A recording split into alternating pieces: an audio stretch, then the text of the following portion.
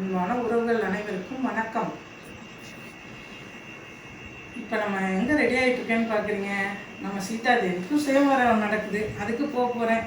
என் கணவரையும் கூப்பிட்டுருக்கேன், அவரும் ரெடி ஆகிட்டு இருக்காரு. வாங்க எல்லாரும் என் கூட சேர்ந்து நம்ம அந்த காலத்துக்கே பயணிப்போம். அதை பார்க்குறது நமக்கு எவ்வளோ ஒரு பாக்கியம், குடிப்பினை. வாங்க எல்லாரும் போவோம். மிதிலை நகரத்துக்குள்ள நம்ம கிட்ட போயிட்டோம். அங்கே போனால் மிதிலை நகரத்துக்கு கொடி ஆடுது. அது பார்த்தா ஸ்ரீராமச்சந்திரமூர்த்தியை வா வா வா குற்றமற்ற திருமகள் இந்த நாட்டில் தான் பிறந்திருக்கா, வா மனம் புரிஞ்சிக்கோன்னு சொல்கிற மாதிரியே தோணுதுங்க. ஆமாங்க, எனக்கும் அந்த கொடி அசையத்தை பார்க்கும்போது அப்படி தாங்க தோணுச்சு. நாங்கள் எல்லாம் அந்த நகரத்துக்குள்ளே போயிட்டோங்க. அவ்வளோ அழகாக இருக்குது. ஊர் செல்வ செழிப்பாக இருக்குது. மாளிகை என்ன, கூட கோபுரங்கள் என்ன, அங்கே பெண்கள்லாம் அழகாக இருக்கா இல்லையான்ற அளவுக்கு இருக்காங்க. அவ்வளோ ஒளியாக அழகாக பொண்ணுங்க அழகு நடனம் ஆடிக்கிட்டு இருக்காங்க, பாட்டு பாடிக்கிட்டு இருக்காங்க. இந்த காட்சியெல்லாம் ரசிச்சுக்கிட்டே நான் போயிட்டே இருக்கேங்க. அப்போ பார்த்தா திடீர்னு கூட்டத்தில் சலசலப்பு. எங்கள் வீட்டுக்கு சும்மா நோய் போசாமல் அங்கே பாரு ராமச்சந்திரமூர்த்தி வந்துட்டாருங்க. எனக்கு அவரை பார்த்தோன்னே அப்படி ஒரு சந்தோஷங்க. என்ன ஒரு பாக்கியம் எனக்கு கிடச்சிருக்குன்ட்டு கையெடுத்து நாங்கள் 2 பேரும் அவரை பார்த்து அப்படி கும்பிடுறோங்க. ராமச்சந்திரர் அவ்வளோ ஒரு புன்னகையோடு அழகாக நடந்து வந்துக்கிட்டே இருக்காருங்க. அப்போ மேல் மாடத்தில் சீதாதேவி பூ பந்து போட்டு விளையாண்டுட்டு இருக்காங்கங்க. அந்த பந்து ராமர் மேலே விழுந்துருதுங்க, தோள்பட்டையில் விழுகுதுங்க. உடனே சீதாதேவி அவங்க தோழியை பார்த்து, ஏய் நீலமாலை, ஒன்னால் தான் பாரடி, இந்த பந்து போய் அங்கே விழுந்துருச்சு அப்படின்னு சொல்கிறாங்க. உடனே ராமச்சந்திரமூர்த்தி எங்கேருந்து இந்த குரல் வருது அப்படின்னு பார்க்குறாருங்க. பார்த்தோன்னே சீதாதேவியோட பேரழகில் மாசு மறுவற்று சீதாதேவியோட பேரழகில் அப்படியே மயங்கிடுறாருங்க. ஆமாங்க, சீதாதேவியை பார்த்தா அவ்வளோ ஒரு பேரழகுங்க.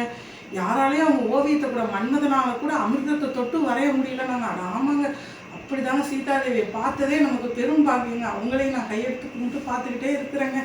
அடுத்து பார்த்தா அவங்க 2 பேரும் பார்த்துக்கிறாங்க. இன்னரும் நலத்தினள் இணையல் நின்றுழி கண்ணினை கண்கள் கவ்வ ஒன்றை ஒன்றும் உண்ணவும் நிலை பெயராது உணர்வும் ஒன்றிட அனலும் நோக்கினாள் அவளும் நோக்கினாள் அப்படின்னு கம்பர் எழுதியிருக்காருங்க.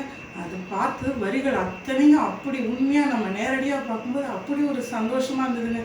கண்கள் ஒன்று கவிக்கிருச்சான், பார்த்தா கூட விலகிரும்ட்டு எழுதியிருக்காரு. ஆமாம், 2 பேரும் ஒருத்தர் பார்வையிலே பார்த்து ஈருடன் ஓர் உயிர் ஆகிட்டாங்கங்க. ராமருடைய புன்னகையில் சீதாதேவி அப்படியே மயங்கிட்டாங்க. ராமர் நடந்து போனோடனே அவங்களுக்கு மனசு காதல் நோய் அவங்களுடைய அழகும் அவரோடய போயிட்ட மாதிரி நினைக்கிறாங்க. உடம்பெல்லாம் கலர்ந்து போயிடுது. தோழிகள்லாம் அவங்களுக்கு சாமரம் வீசுகிறாங்க, சந்தனம் பூசுகிறாங்க. இப்படியா அவங்கள கவனிச்சுக்கிறாங்க.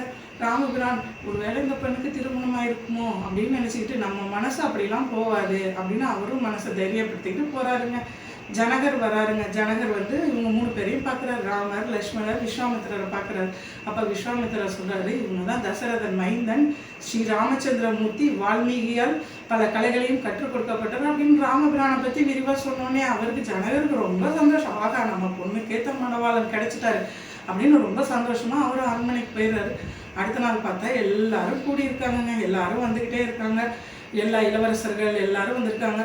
சீதாதேவி மனசுக்குள்ளே இந்த வெள்ளை எப்படியாவது இந்த தனுச ராமபிரான் உடைச்சிடணும்னு அவங்க நினச்சிக்கிட்டே இருக்காங்க. ராமரும் நினச்சிக்கிட்டே வர்றாரு. இங்கே வந்தால் இந்த இளவரசி சீதாதேவியா என்னன்னு அவரும் தெரியாமலே கலந்துக்கிறாரு அந்த சுயம்பரத்தில். அப்போ எல்லாரும் இவர் எப்படி உடச்சிட போகிறாரு, இவ்வளோ இளவயது பாலகனாக இருக்காரு, இவரா அந்த தனுசை உடச்சிட போகிறாரு அப்படின்னு சுற்றி உள்ளவங்கலாம் பார்க்குறாங்க.